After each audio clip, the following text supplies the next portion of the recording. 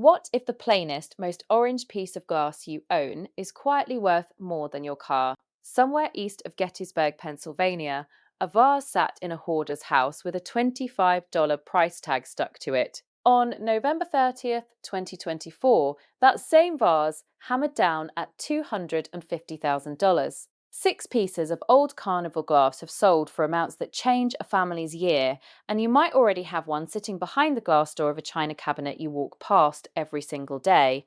Let us see whether you do. Here is the honest part first, because I'm not going to build this on a lie. Most Carnival glass is worth $25. It was made in the millions between roughly 1908 and 1925, and the market today is drowning in it. But inside that ocean of cheap orange glass, there are specific pattern and colour combinations where only 1 to 4 examples are known to exist on Earth.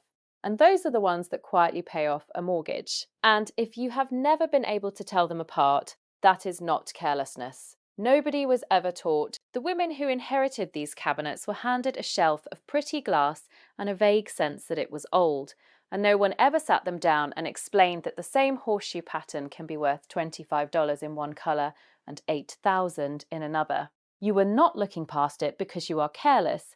You were looking past it because it was familiar. Number six.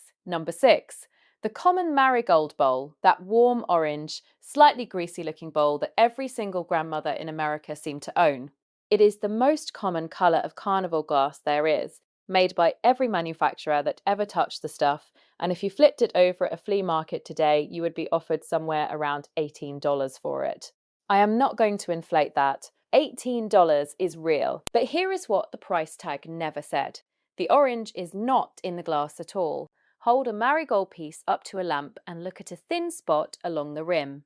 The base glass underneath is clear, completely clear. That entire colour is a film of iron chloride that was sprayed onto the piece while it was still very hot, then fired one more time. A two-step spray, iron chloride followed immediately by a tin solution. The men on the factory floor called it dope glass because the glass got doped. So here is your test tonight, and it costs you nothing.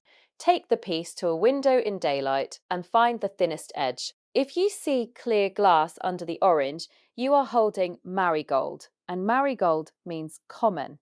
If you see genuine colour in the body of the glass itself, cobalt, amethyst, green, set that piece aside on the counter. You have just separated the $18 shelf from everything else in this video. That single test would have saved a lot of people from selling a whole cabinet by weight.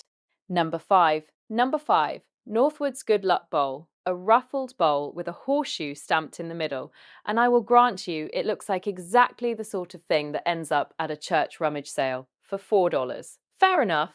In marigold unstippled, the auction record on it runs $25 to $200. One sold on eBay in 2024 for under $60. Now, the part the dealers keep to themselves, that is the same bowl, the same mould, the same horseshoe, the same factory. Change nothing but the colour and the shape, and a good luck piece in ice cream plate form has brought $4,700 to $8,000 at auction. Only 4 of those are known. In aqua opalescent, the pie crust edge bowl runs $2,000 to $4,750. $25 to $8,000, one pattern, one horseshoe. So turn yours over and look for the mark, a capital N inside a circle, not just an N, inside a circle. Good luck is one of the most faked patterns in the entire category, and the fakes carry a cruder N that is neither underlined nor sitting inside a circle. If there is no circle, assume it is not real and stop dreaming. I have sat across the table from people who found out the difference between their bowl and the $8,000 one was a word, ice cream, that nobody had ever said to them. Before we go any further down this list, there is something about all of this that most people never quite put together. Every piece I am going to describe from here forward is worth what it is worth because of details you cannot see from across a room. A letter inside a circle, whether the colour lives in the glass or on top of it, how evenly the shine sits. Not one of those things have anything to do with whether the piece is pretty. That is the whole cruelty of it. The market rewards knowledge, and knowledge is the one thing nobody ever handed the woman who inherited the cabinet. That gap is why I put together a guide called the Appraiser's Playbook. It walks through the marks, the colour and treatment tells, the quality indicators, and the small physical checks that people inside the trade run before they ever make an offer, so that you can look at a shelf of glass or a drawer of jewellery and read it the way a buyer reads it before anybody talks you into a number. However you are watching tonight, it is easy to get to. If this is on your television, pick up your phone and point the camera at the little square code in the corner of the screen. It will open right up. On a phone or a tablet, it is the very first link directly underneath this video. And if you would rather just type it in yourself, go to dianewhitemore.com. That is dianewhitemore.com. Now back to the rankings. Number 4, the Millersburg piece. Whatever shape it takes. This is less an object than a name, and the name is the money. Millersburg glass was founded by John Fenton after he split from his brother Frank's company, and the factory in Holmes County, Ohio, opened on May 20th, 1909. It was declared bankrupt in June of 1911. The plant was appraised at $32,500 and sold at public auction that September for $13,120. The successor company closed in May of 1912. Total production run, under 4 years. Here is what that short life did. Because so little was made, Millersburg pieces dominate the expensive end of this entire category.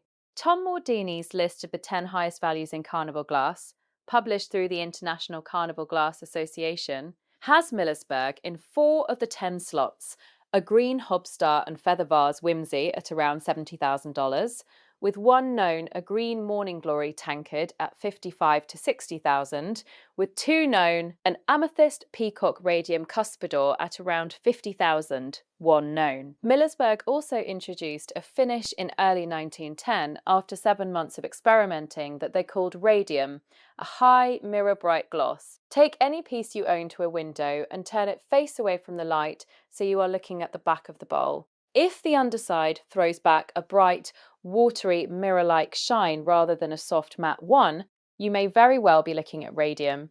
And radium means Millersburg, and Millersburg means you stop and call somebody. The tragedy here is that Millersburg only lasted 4 years, so most people have never heard the word, and glass gets sold by whoever never heard it. Number 3, and this is where the mood in this video changes because the next few are about pieces people have already lost. Number 3, the aqua opalescent Northwood punch set. A punch bowl, its base, and the cups. The kind of thing that gets used once at a wedding and then lives in a basement box for 50 years, wrapped in a newspaper from the 70s. Here is the twist on this one. Aqua opalescent Northwood punch sets sit at number 1 on Mordini's entire top 10 list. Grape and cable, acorn burrs, peacock at the fountain. Between 1 and 3 complete sets are known of each. The valuation, $100,000 to $120,000. That is the top of this entire hobby, and it is a punch bowl. Aqua opalescent is the tell, and you can learn it in 10 seconds. Hold the rim up against a bright window. On an aqua opalescent piece, the edge goes milky, almost white and cloudy, while the body of the glass stays a soft blue-green. That milky edge is the opalescence, and it is the single most valuable base colour characteristic in Carnival glass. I will hedge this properly the way an honest appraiser would. Grape and cable is also among the most faked patterns there is. On genuine Northwood grape and cable, the grapes get smaller as they move toward the centre of the bowl. On the reproductions, every grape is the same size all the way in. Look at the fruit before you look at the price guide. I have watched a family sell a punch set as a bowl and some cups. That phrase has cost people more money than any lowball offer ever did. Number two, the people's vase itself, Millersburg ruffled at the top, dances around the body. Beat by beat, here is what one of these has done at auction over 28 years. In 1996, a perfect amethyst example brought $43,000. A cracked one, $13,500. In 2006, a blue one brought $100,000. In June of 2018, another blue, $155,000. Then November 30th, 2024, at Dexter City Auction Gallery in Ohio, $275,000 with the premium. It carried a pre-sale estimate of $110,000 to $140,000. It beat the top of that estimate by nearly double. Roughly 10 of these are known to exist. I say roughly on purpose. The sources give 8, 9, 10 and 11, and anyone quoting you an exact number is guessing. The auctioneer, Randy Clark, said it plainly. I got the call and asked them to send pictures, which they did. When I saw the pictures, I immediately knew what they had. He also said this, and it is the line I would underline. They had planned to mail it. He sent someone to pick it up instead. The dancers on that vase are Dutch celebrants, possibly in wooden shoes. A local historian traced the design to a newspaper article from May 13th, 1909, about the birth of a princess in the Netherlands. Look at the figures on any vase you own. If there are people dancing on it, do not put it in the mail. Number one. Number one is not a pattern and it is not a colour. It is the piece you already have in the cabinet, whatever it is, and the mistake attached to it. Because here is what all 5 of those items actually were. 5 variations on one fact. The value of Carnival glass lives almost entirely in the combination, this pattern, in this colour, in this shape, with this quality of shine. Not in the object. Fenton alone made more than 150 patterns. There are around 2,000 patterns in total, about 1,000 of them common, and more than 50 base colour classifications. That is why the same horseshoe bowl runs $25 or $8,000, and why a punch bowl can be worth more than a house down payment, while its twin is worth $40. And no dealer standing in your dining room is going to walk you through those factors. There are 9 that set the price: the quality of the iridescence, the rarity of the base colour, the number of ruffles, the shape, the desirability of the pattern, the rarity of that pattern and colour pairing, condition, the maker's mark, and whether it is original at all. A buyer runs that list silently while telling you it is a nice old bowl. Now the counterweight, because I promised you honesty, and this is where I pay it. The broad Carnival glass market is falling, not rising. Antique Trader named Carnival glass on its 2025 list of collectibles. The Collectors' Own Association watched its membership drop from 1,912 members in 1991 to 743 in 2009. The headlines and the shelves are moving in opposite directions. The common orange bowl is not going up, it may never go up, but the top is going up, hard, from 43,000 in 1996 to 250,000 in 2024 for the same pattern. And nothing about that record vase looked special sitting on a shelf in a house near Gettysburg. It looked like glass. It wore a $25 sticker, and somebody was one phone call away from mailing it in a box. Tom Mordini wrote something about his own top 10 list that I think about often. Long after most of us are gone, more rarities will surface. He was saying it quietly, but he was saying that they are still out there, in cabinets, waiting for one person to turn a piece over and look at the mark. So before you let anyone quote you a price by the box, before you agree to a number for the whole shelf, before you set a single piece on a folding table at a yard sale, check the rim against a window. Check the mark for the circle. Check whether the colour is in the glass or only on it. The pattern is not the value. The pattern, the colour, the shape and the shine together are the value, and every piece you own is a different answer to that question. If any of this was useful to you tonight, tap the like button. It genuinely helps this channel reach other women sorting through a cabinet alone. Subscribe if you want the rest of these, because there is a great deal still sitting unrecognised in American homes, and I intend to keep going through it category by category. And tell me in the comments what is in your cabinet, not just the piece, but who it came from. Your mother, your husband's grandmother, an aunt whose name you barely remember. I read every single one. Do not sell a shelf of glass until you have looked at one piece properly.